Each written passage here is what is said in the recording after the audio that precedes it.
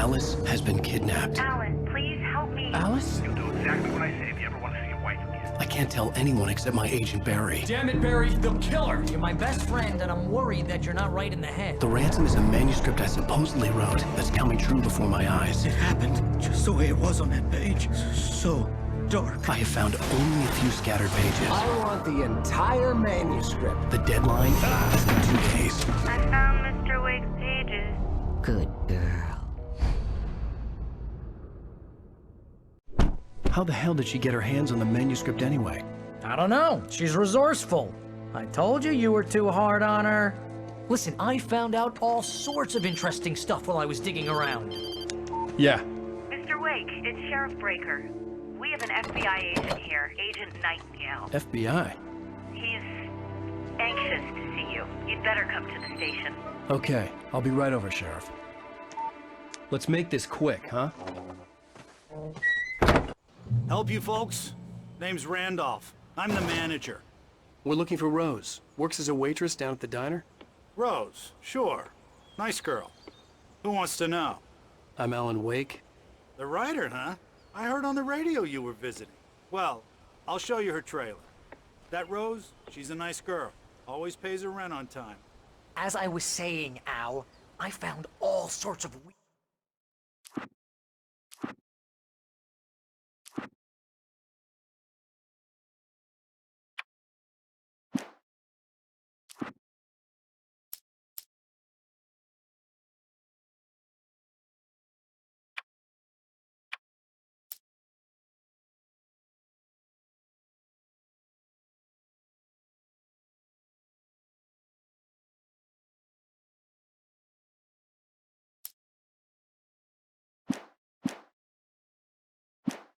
stuff from the local newspaper's archives.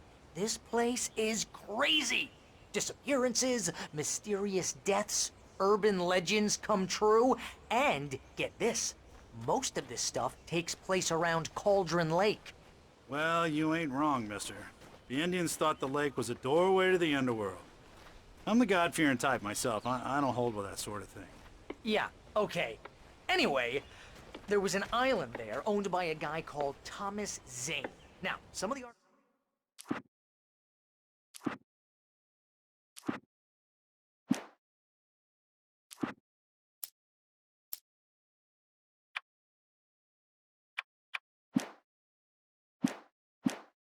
I found about him make him out to be a famous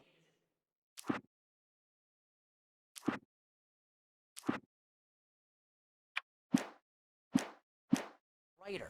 But I ran a bunch of searches, couldn't find a single thing he wrote.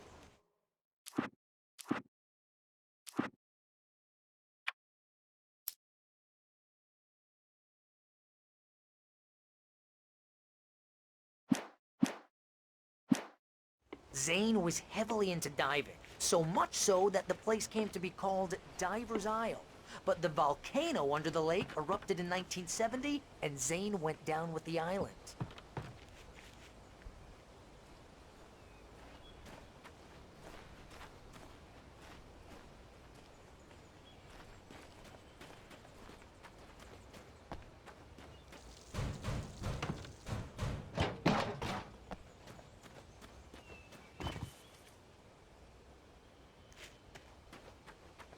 Come on, mister. I'll take you to Rose's trailer.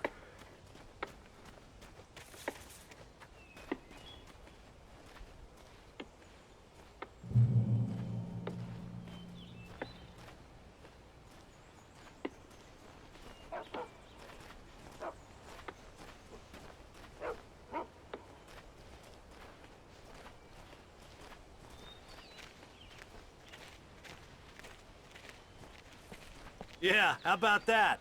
It was there in the morning, as if it had fallen from the sky. But it would take a tornado to lift something like that. We're damn lucky it didn't crush any of the trailers.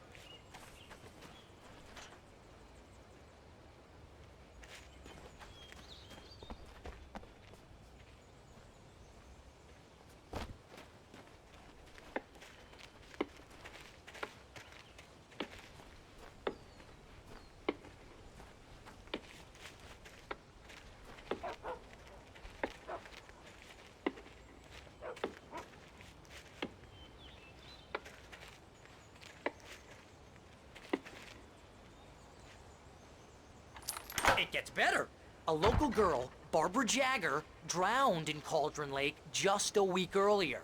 They were lovers. Sure, Jagger's a local spook story. The Scratching Hag. Comes for you in the dark.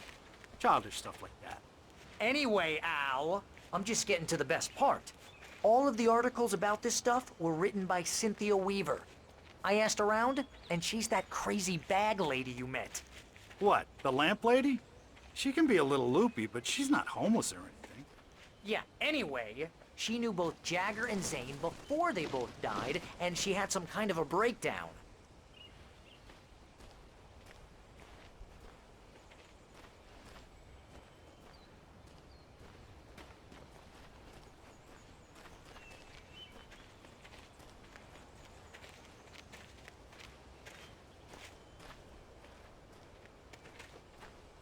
Well, mister, this here's Rose's trailer. You mind me asking what you want with her? We're just here to talk to her, pal.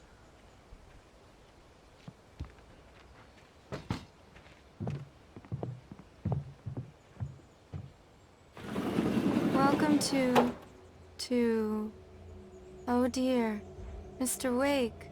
I'm so glad you're here. Rose, you have my manuscript? Oh. Oh yes.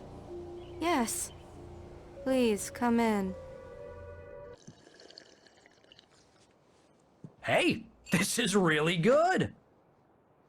Rose, Yes, my manuscript. I really need it. I understand. I know what you need. A muse to inspire you. Oh, for Barry? She doesn't have anything. Yeah, hey, Al? Oh, what's... Oh... Barry! What? What?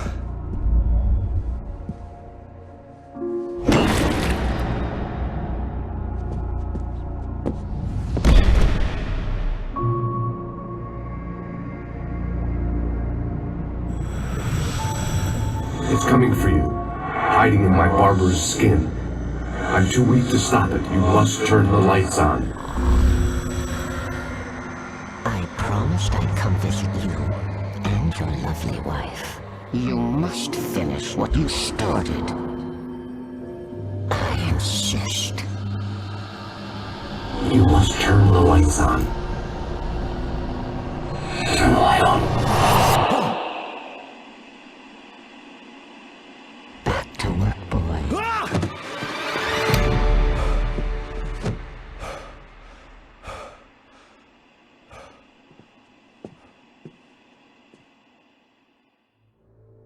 I felt nauseous, hungover. Only anger kept me going. I can't tell reality from dream anymore, but it seems I have an imaginary editor to help me. She's an old woman in a funeral dress. I call her Barbara Jagger. She's very strict. I'm writing faster and faster. My manuscript is being heavily revised. The edits are getting very aggressive, and each day there's less of me and more of her. I hate it, but I know she's right. She promises me I can save Alice this way. She knows more of this than I do. About the complex incantation I'm attempting. About this place. She's worked with another writer under similar circumstances, Thomas Zane. The genre of the story seems to be shifting. It's turning into a horror story. I'm getting close. I can feel it.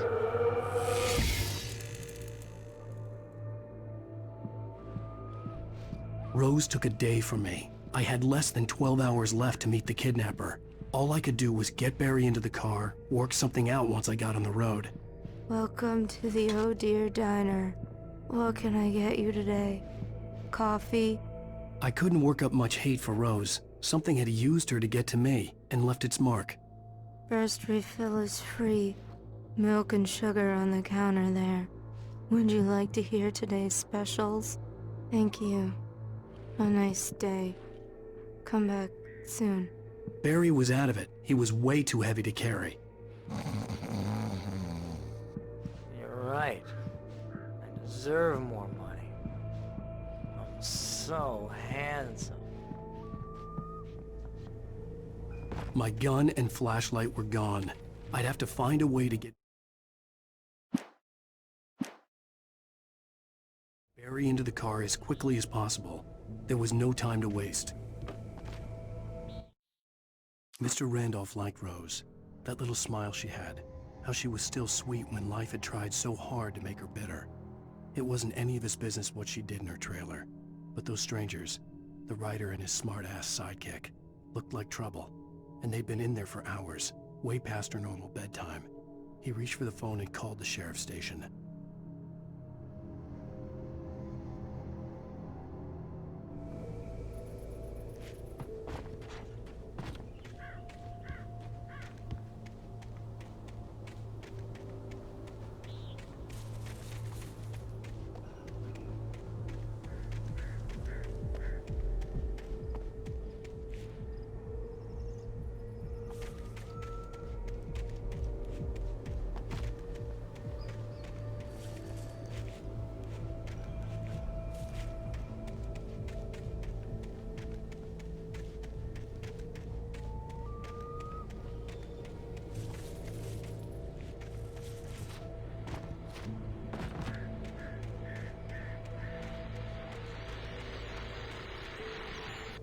I just stepped outside to catch a breath of fresh air, and let me tell you, the weather's getting heavy.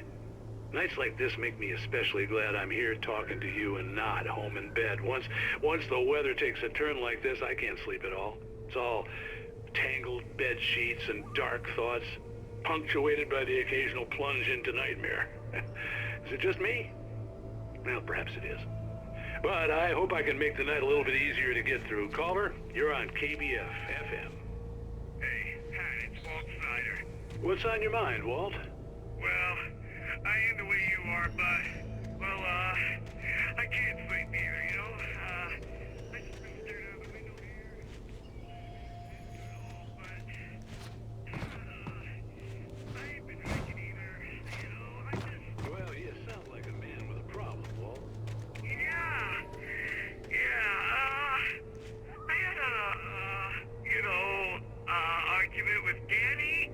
You know, Danny, and, then I got in trouble with the law, you know, and, I'm just, well... I heard something like that, Walt. Yeah, well, you know, Danny's my best friend, and, he let me, bail today. And now I'm just alone here at the window, you know, waiting. Man, and there's something in the air tonight, man.